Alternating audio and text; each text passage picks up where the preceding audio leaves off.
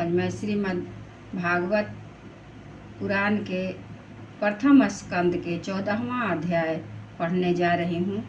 अपशगुन देखकर महाराज युधिष्ठिर का शंका करना और अर्जुन का द्वारिका से लौटना। तो आइए सुनते हैं।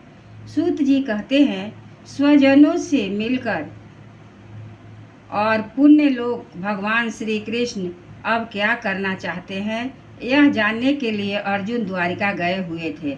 कई महीने बीत जाने पर भी अर्जुन वहां से लौटकर नहीं आए। धर्मराज युधिष्ठिर को बड़े भयंकर अपशगुन दिखने लगे। उन्होंने देखा काल की गति बड़ी विकट हो गई है। जिस समय जो ऋतु होनी चाहिए उस समय वह नहीं होती और उनकी क्रियाएं भी उल्टी हो रही है। लोग बड़े क्रोधी, लोभी और असत्यपरायण हो गए हैं। अपने जीवन निर्वाह के लिए लोग पापपूर्ण व्यापार करने लगे हैं। सारा व्यापार कपट से भरा हुआ है। यहाँ तक कि मित्रता में भी छल मिला रहता है। माता पिता, सगे संबंधी, भाई और पति पत्नी में भी झगड़ा झंटा रहने लगा है। कली काल के आ जाने से लोगों का स्वभाव भी लोभ, दंभ आदि अधर्म से अभिभूत हो गया है और प्रकृति में भी अत्यंत अरिष्ट सूचक अपशगुन होने लगे हैं। यह सब देखकर युधिष्ठिर ने अपने छोटे भाई भीमसेन से कहा। युधिष्ठिर ने कहा, भीमसेन, अर्जुन को हमने द्वारिका इसलिए भेजा था कि वह वहां जाकर पुण्य श्लोक और संबंधियों के से मिल भी आए। तब से 7 महीने बीत गए, किंतु तुम्हारे छोटे भाई अब तक नहीं लौट रहे हैं।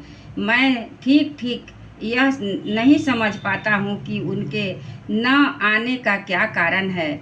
तभी कहीं देवर्षि नारद के द्वारा बतलाया हुआ वह समय जो नहीं आ पहुँचा है, जिसमें श्री कृष्ण अपने लीला विग्रह का समर्पण करना चाहते हैं, उन्हीं भगवान की कृपा से हमें यह संपत्ति, राज, स्त्री, प्राण, कुल, संतान, शत्रुओं पर विजय आदि स्वर्गादि लोकों का अधिकार प्राप्त हुआ है। भीमसेन, तुम तो मनुष्यों में व्याघ्र के समान बलवान हो। देखो तो सही, आकाश में उल्कापात आदि, पृथ्वी में भूकंप आदि और शरीर में रोग आदि कितने भयंकर अपशगुन हो रहे हैं। इनसे इस बात की सूचना मिलती है कि शीघ्र ही हमारी बुद्धि को मोह में डालने वाला और कोई उत्पात होने वाला है। प्यारे भीमसेन, मेरी बाईं जांघ, आंख और भुजा बार बार फरक रही है।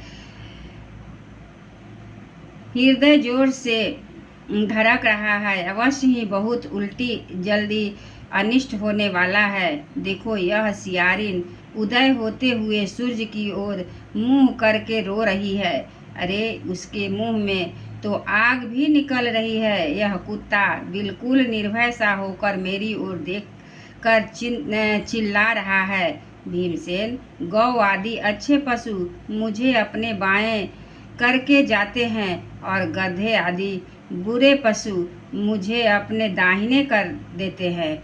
मेरे घोड़े आदि वाहन मुझे रोते हुए दिखाई देते हैं। यह मृत्यु का दूत पेड़ुखी, उल्लू और उसका प्रतिपक्षी कौवा रात को अपने वर्ण कठोर शब्दों से मेरे मन को कँपाते हुए विश्व को सुना कर देना चाहते हैं। दिशाएं धुंधली हो गई है। सूर्य और चंद्रमा के चारों ओर बार बार मंडल बैठते हैं। यह पृथ्वी पहाड़ों के साथ कांप उठती है। बादल बड़े जोर जोर से गरजते हैं और जहाँ जहाँ बिजली भी गिरती रहती है।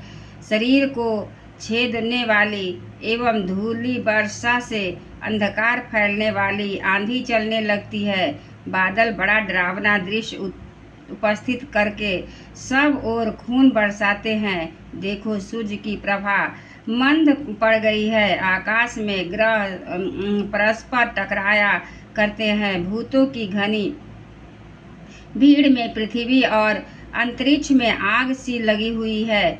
नदी, नद, तालाब और लोगों के मन क्षुब्ध हो रहे हैं। घी से आग नहीं जलती।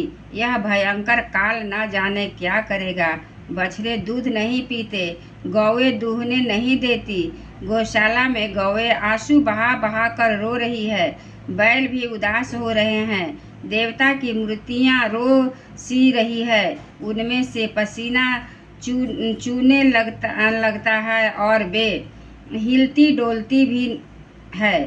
भाई, यह देश, गांव, शहर, बगीचे, खाने और आश्रम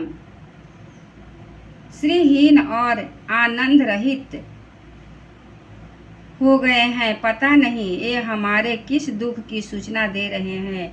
इन बड़े बड़े उत्पातों को देखकर मैं तो ऐसा समझता हूँ कि निश्चय ही यह भाग्यहीना भूमि भगवान के उन चरण कमलों से, जिनका सौंदर्य तथा जिनके ध्वजा वज्र अंकुश आदि से विलक्षण चिन्ह और किसी में भी कहीं भी नहीं है, रहित हो गई है।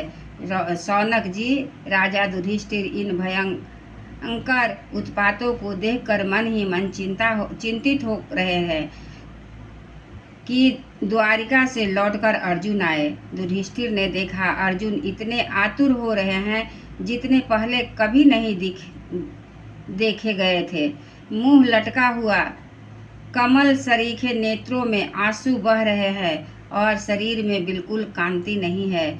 उनको इस रूप में अपने चरणों में पड़ा देखकर युधिष्ठिर घबरा गए। देवर्षि नारद की बातें याद करके उन्होंने सुहृदयों के सामने ही अर्जुन से पूछा। युधिष्ठिर ने कहा, भाई,